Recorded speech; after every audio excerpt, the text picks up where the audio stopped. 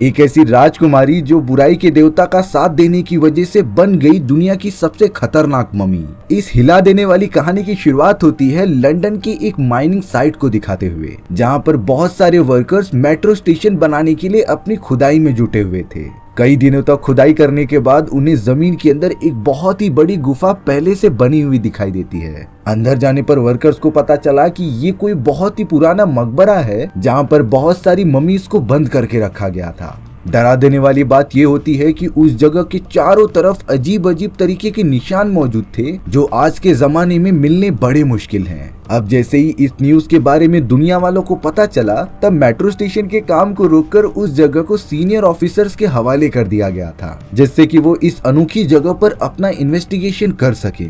कई लोगों का मानना था कि इस जगह पर उन्हें छुपाए हुए खजाने भी मिल सकते हैं। अब इन्हीं सारी चीजों का पता लगाने के लिए प्रोफेसर हेनरी नाम का एक वैज्ञानिक अपनी टीम के साथ उस जगह पर आता है। डॉक्टर हेनरी जब उस मकबरे को देखते हैं तब वो पूरी तरीके से शॉक रह गए थे, क्योंकि ये मकबरा बहुत ही ज्यादा प्राचीन काल का था और अगर इसे पूरी तरीके से एक्सप्लोर कर दिया गया तब हमें प्राचीन काल के समय की बहुत सारी चीजें पता चल जाएंगी। डॉक्टर हेनरी ने अलग अलग जगह पर जाकर देखा जहाँ पर इंसानों की लिटरली बलि दी गई थी, पर आखिर ये किस तरीके का जादू था, इसके लिए तो उन्हें इन्वेस्टिगेशन करके ही पता करना पड़ेगा। डॉक्टर हेनरी ने अपने टीममेट्स को साफ साफ कह दिया था कि जब तक हमें कोई इन्फॉर्मेशन नहीं मिल जाती तब तक इस प्राचीन जगह की कोई भी चीज बाहर नहीं जानी चाहिए, और अगर हम कामयाब हो गए तो इंसानी जगत में पहली बार प्राचीन रहस्य को खोला जा सकता था। हेनरी तो दीवार पर बने हुए उन प्राचीन स्ट्रक्चर्स को घूरते ही रह जाते हैं, जैसे कि उनमें कोई अनजाना सा संदेश छुपा हो। अब इसके बाद कहानी बहुत ही ज्यादा प्राचीन काल में चली जाती है 1127 एडी में, जहां पर प्राचीन काल के इंसान रहा करते थे।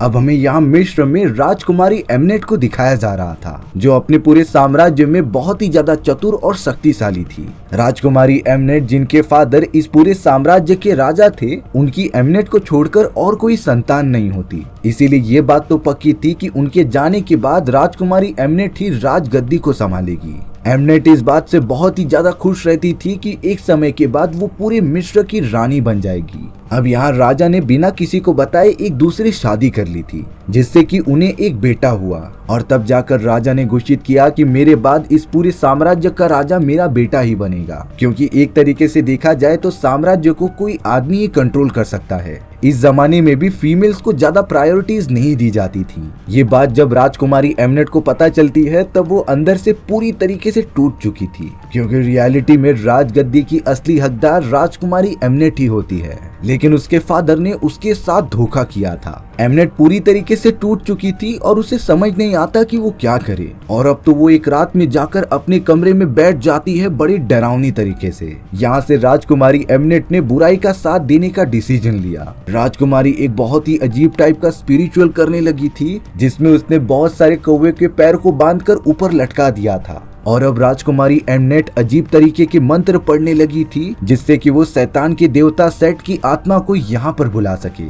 कुछ देर तक लगातार प्रतिज्ञा लेने के बाद उस खतरनाक शैतान सेट की बुरी आत्मा उस जगह पर आ जाती है, जिसने कि काले जादुओं से बनाया गया तिलस्मी खंजर वहां पर रख दिया था। यहाँ हमें पता चलता है कि उस शैतानी सेट की आत्मा जिंदा नहीं थी, उसकी कोई फिजिकल बॉडी नहीं होती, लेकिन फिर भी उसने अपने काले शक्तियों की मदद से तिलस्मी खंजर राजकुमारी एमनेट के सामने रख दिया था। अब राजकुमारी बड़ी हिम्मत करके उस तिलस्मी खंजर को पकड़ लेती है, जिससे कि राजकुमारी के बॉडी पर अजीब तरीके के टैटूज बनने लगे थे।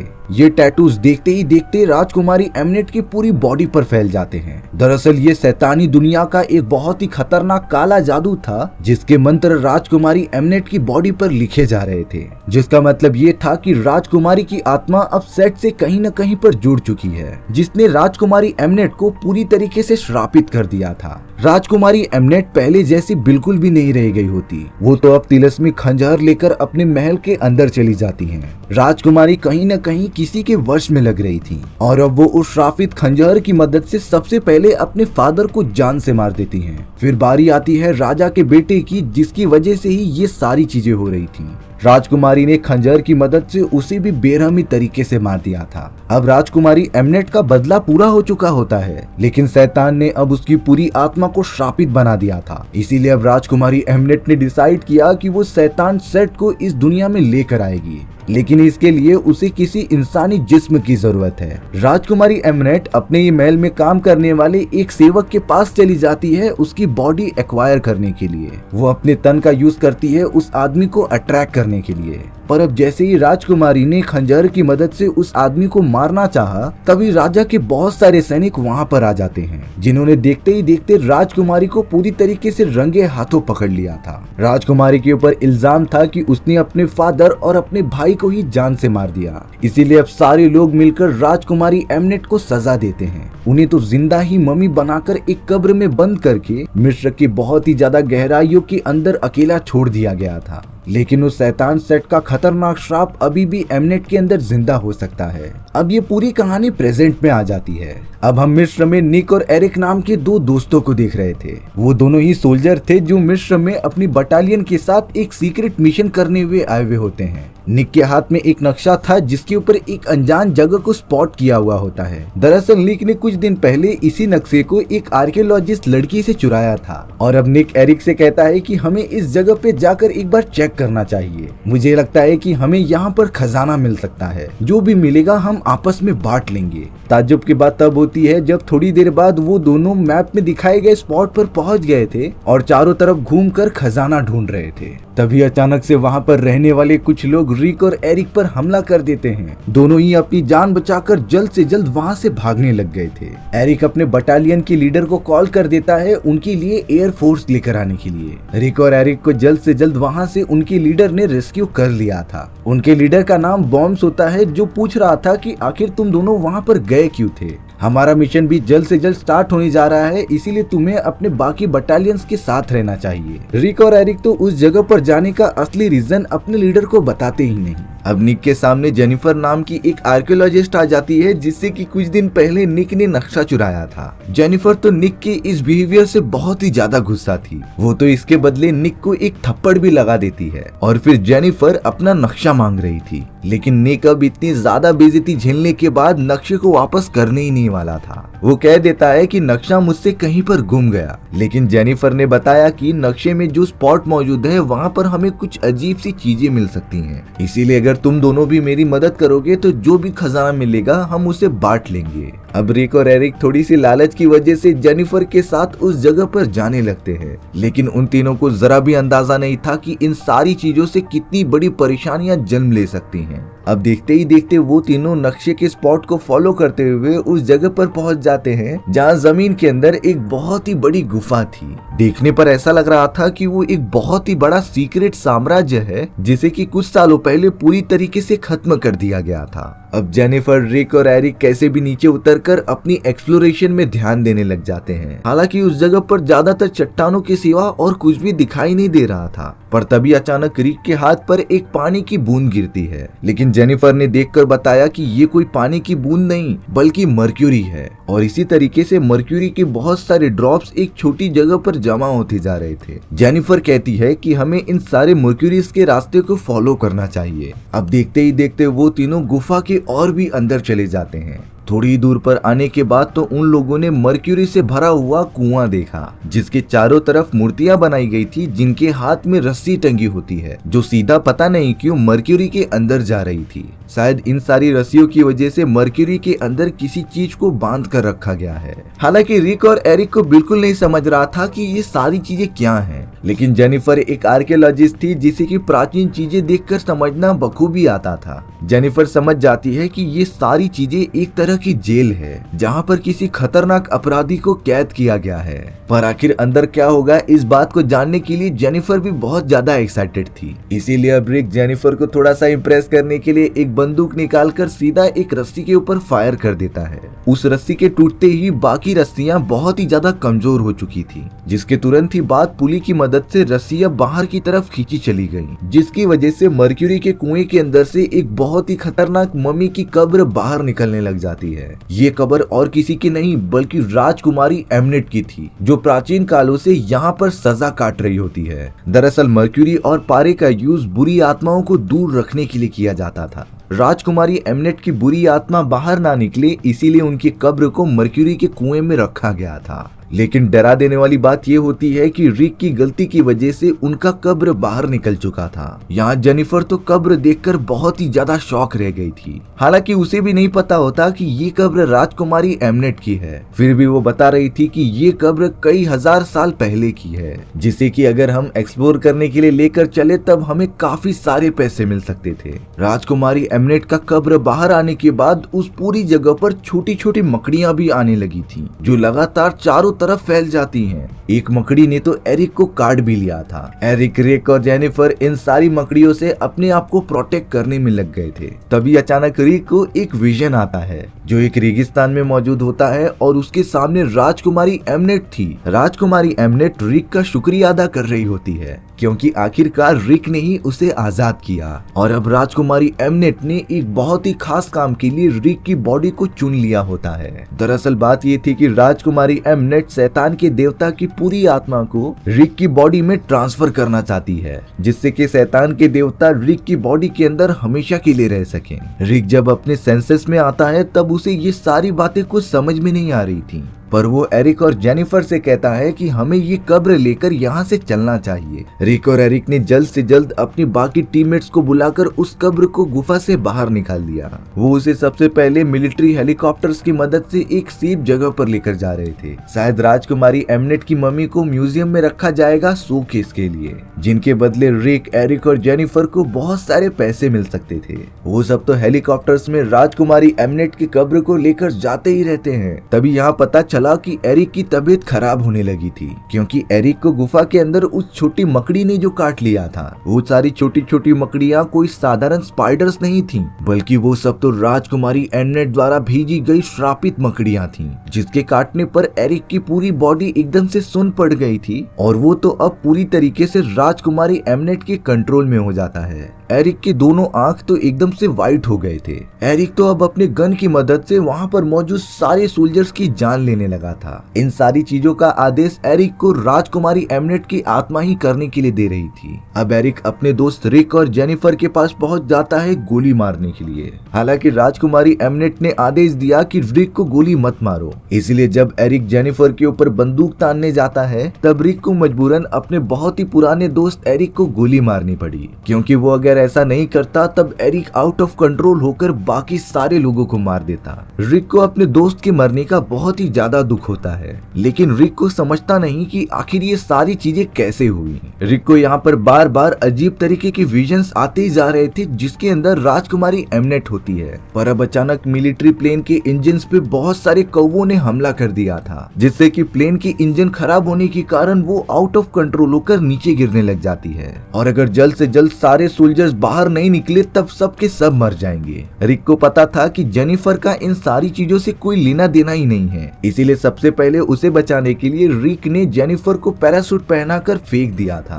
पर जब तक वो और उसके बाकी सोल्जर्स बाहर निकलते प्लेन जमीन पर आकर क्रैश हो जाती है। उस खतरनाक धमाके में रिक और बाकी सारे सोल्जर्स मारे जा चुके थे। मिलिट्री सोल्जर्स के लिए ये बहुत ही दर्दनाक मंजर था। अब हमें एक जगह पर सारे सोल्जर्स की डेड बॉडीज दिखाई जाती हैं, लेकिन अगले ही मोमेंट में रिक की बॉडी में अचानक जान आ जाती है। रिक उठकर अपने बॉडी को चेक कर रहा होता है कि वो तो ब्लास्ट में मर गया था, आखिर वो जिंदा कैसे हुआ। रिक की बॉडी पर लगे हुए सारे घाव एकदम से ठीक हो जाते हैं। शुरुआत में रिक को लग रहा था कि वो कोई सपना यानी कि विजन्स देख रहा है, लेकिन जब डॉक्टर्स वहां पर आते हैं तब रिक को जिंदा देखकर वो सब बहुत ही ज्यादा शॉक हो गए थे, क्योंकि उन्होंने अपने हाथों से ये कंफर्म किया था कि रिक की मृत्यु हो चुकी है, लेकिन किसी अनजान तरीके से रिक अब जिंदा हो चुका है। रिक सबसे पहले जाकर तुरंत ही जेनिफर से मिलता है। दोनों एक बार में बैठकर कुछ बातें कर रहे थे। यहाँ जेनिफर को भी नहीं समझता कि आखिर रिक मरने के बाद जिंदा कैसे हुआ। रिक को भी इन सारी चीजों का कोई जवाब पता नहीं होता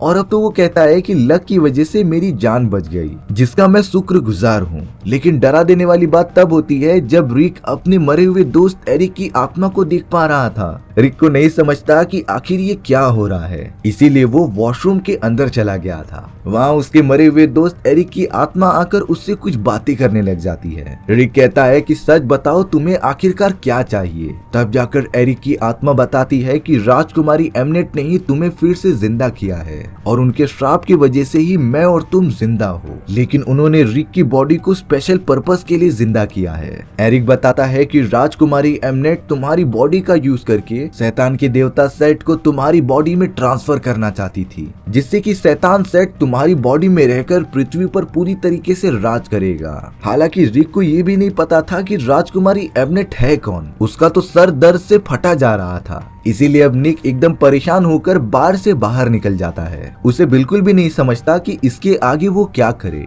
पर तभी रिक की नजर बहुत सारे चूहों की तरफ जाती है जो उसकी तरफ बढ़ रहे थे। उनके ठीक पीछे एक बहुत ही अजीब तरीके का क्रिएचर भी मौजूद होता है, जिसे देखकर रिक वहां से भागने लगा था। सारे चूहे झुंड बनाकर रिक के ऊपर हमला करके उसके चेहरे को नोचने लग जाते हैं। रिक तो डर के मारे जैसे ही कार से टकराने जाता, तभी जेनिफर ने सही समय पे उसे पकड़ के खींच लिया था। जेनिफर नहीं समझ पाती कि रिक ऐसा बिहेव क्यों कर रहा है। तब जाकर रिक, जो कि बहुत डरा हुआ था, वो जेनिफर को सारी बातें बताता है कि उसे किस तरीके के विजन्स आ रहे हैं और उसके साथ हो क्या रहा है। हालांकि ये सब सुनने के बाद जेनिफर उसकी बातों पर ज्यादा भरोसा नहीं करती, क्योंकि एक तरीके से देखने पर ये सारी चीजें रिक की इमेजिनेशंस लग रही होती हैं। लेकिन यहाँ रिक ने बताया कि अब मुझे कैसे भी करके प्लेन क्रैश वाली जगह पर जाना है जहाँ पर वो ताबूत रखा गया था। मुझे वो ताबूत किसी भी हालत में चाहिए। इसीलिए अब जेनिफर और रिक एक कार की मदद से उस जगह पर जाने के लिए निकल जाते हैं। हमें अब प्लेन क्रैश वाली जगह को दिखाया जा रहा था, जहाँ पर ताबूत के अंदर से राजकुमारी एमनेट की बुरी आत्मा मम्मी बनकर बाहर निकल चुकी थी।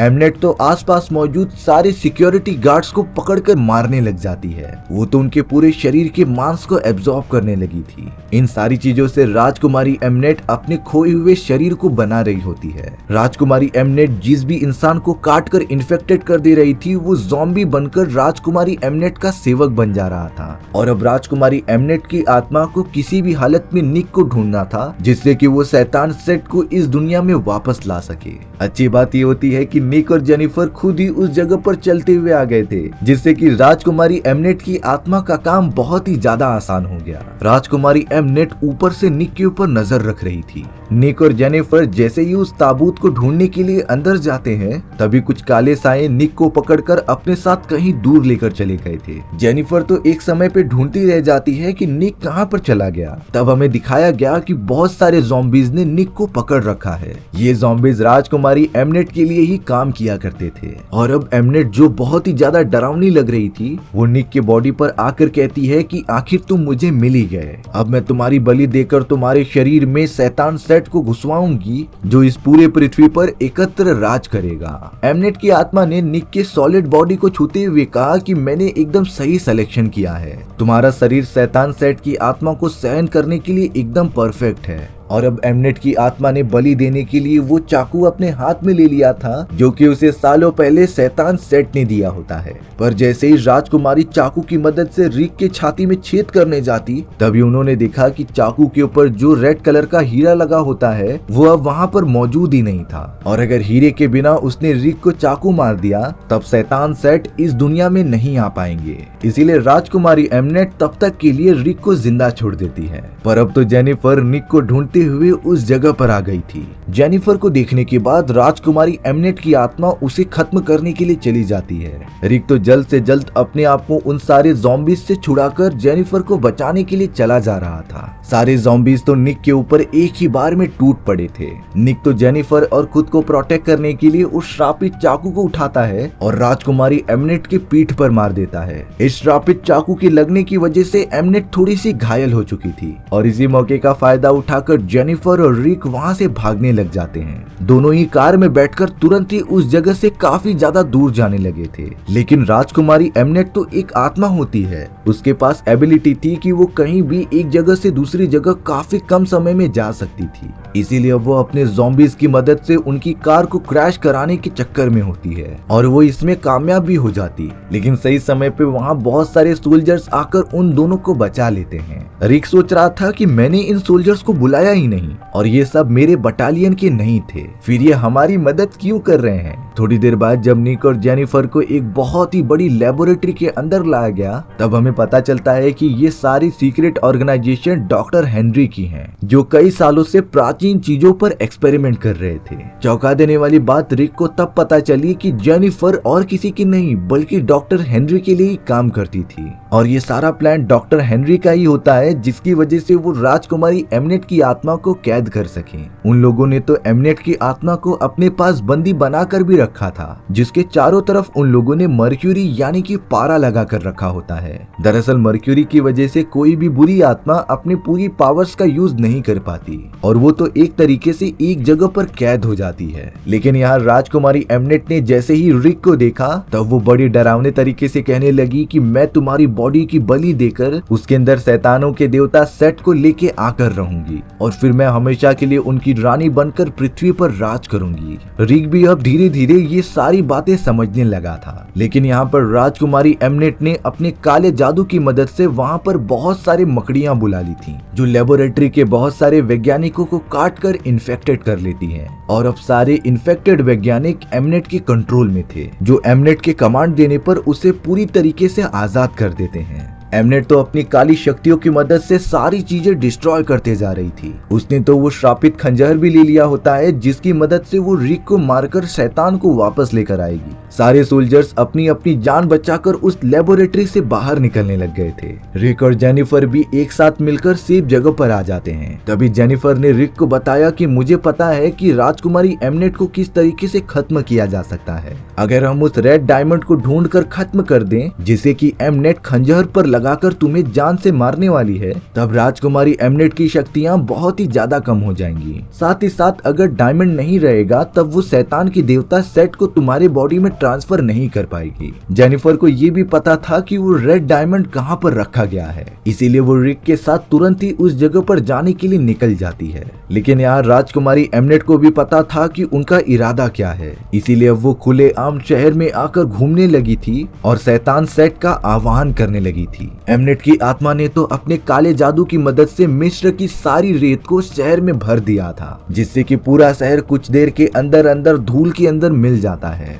निक और जेनिफर लगातार अपनी जान बचाकर उस जगह पर जाने लगे थे जहां डॉक्टर हेनरी की टीम को जमीन के अंदर एक बहुत ही प्राचीन मकबरा मिला था, क्योंकि वो रेड और खतरनाक डायमंड वहीं पर रखा होता है। निक और जेनिफर तो अब उस मेट्रो स्टेशन में पहुंच गए थे जिसे खोदने पर वो प्राचीन मकबरा मिला था। वहाँ पर उन्हें राजकुमारी एमनेट द्वारा भेजे गए ज़ॉम्बीज़ का भी सामना करना पड़ रहा था। निक लगातार उन्हें डिस्ट्रॉय करते हुए उस जगह पर पहुंचने वाला होता है जहां पर डायमंड मौजूद है, लेकिन अब शायद काफी देर हो चुकी थी। राजकुमारी एमनेट ने तो अपनी ज़ॉम्बीज़ की एक बहुत ही बड़ी सेना बना ली होती है, जो जल्द से जल्द राजकुमारी एमनेट के लिए वो डायमंड ढूंढ कर ला देते हैं। और अब एमनेट की आत्मा ने तो उस रेड डायमंड को लेकर अपने खंजर के ऊपर लगा दिया था, जिससे कि अब वो शैतान सेट को इस दुनिया में बुला सकती है। वहीं अब निक और जेनिफर उन खतरनाक ज़ॉम्बीज़ से अपनी जान बचाने के लिए पानी के अंदर कूद गए थे। हालांकि निक को मिलिट्री के अंदर कड़ी ट्रेनिंग मिली थी कि वो पानी के अंदर आसानी से सांस ले सके, लेकिन अब जेनिफर की पानी के अंदर सांस अटकने लग जाती है।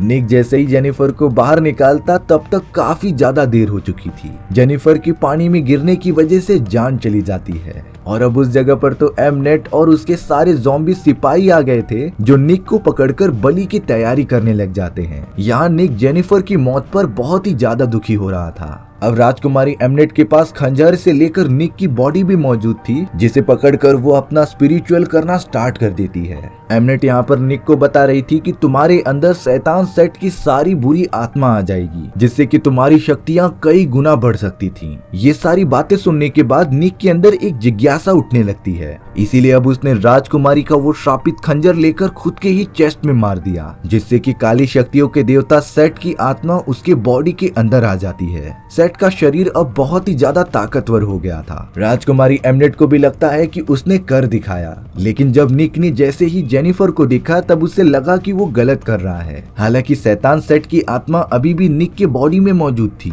पर निक का अभी भी अपने शरीर पर कंट्रोल होता है। निक तो अब डायरेक्टली उठ के राजकुमारी एमनेट को पकड़ लेता है और उसकी सारी शक्तियों को एब्जॉर्ब करके जेनिफर की बॉडी में ट्रांसफर कर देता है, जिससे कि अब अगले ही मोमेंट में जेनिफर जिंदा हो गई थी। राजकुमारी एमनेट की मम्मी पूरी तरीके से सिकुड़कर मारी जा चुकी थी, क्योंकि उसके बॉडी से सारी आत्माएं सेट ने खींच ली होती हैं। लेकिन ताज्जुब की बात यह होती है कि निक अपने पूरी बॉडी पर कंट्रोल कर पा रहा था। निक जेनिफर को जिंदा करके तुरंत ही वहाँ से कहीं दूर निकल जाता है। अब जेनिफर के ठीक होने के बाद डॉक्टर हेनरी उसे अपने पास बुलाते हैं। हेनरी ने बताया कि भले ही राजकुमारी एमनेट अब मर चुकी हैं, लेकिन उस खतरनाक शैतान सेट की आत्मा अभी भी निक के बॉडी में मौजूद है, जो यहाँ से कहीं दूर पर चला गया है। यानी कि अभी भी खतरा टला नहीं है। वो शैतान सेट कभी भी निक के बॉडी पर काबू करके चारों तरफ तबाही मचा सकता था। इसीलिए हमें किसी भी कीमत पर निक को ढूंढना ही होगा। अंत में हम निक को देखते हैं, जो मिस्र के रेगिस्तान में अपना सफर तय करता रहता है। ताज्जुब की बात ये थी कि अब तक शैतान सेट निक की बॉडी पर कंट्रोल नहीं कर पाया था। निक पूरी तरीके से अपने कॉन्शियस में होता है और इसी तरीके से हमारी ये खतरनाक कहानी यहीं पर खत्म हो चुकी थी। सो व्यूअर्स, आपको ये स्टोरी कैसी लगी कमेंट सेक्शन में बताना भूलना मत। और अगर आपको मेरा एक्सप्लेनेशन 1% भी अच्छा लगा होगा ना, तो वीडियो को लाइक एंड चैनल को सब्सक्राइब जरूर कर देना। मिलते हैं इसी तरीके की मजेदार और अनोखी कहानियों में, तब तक के लिए बाय बाय।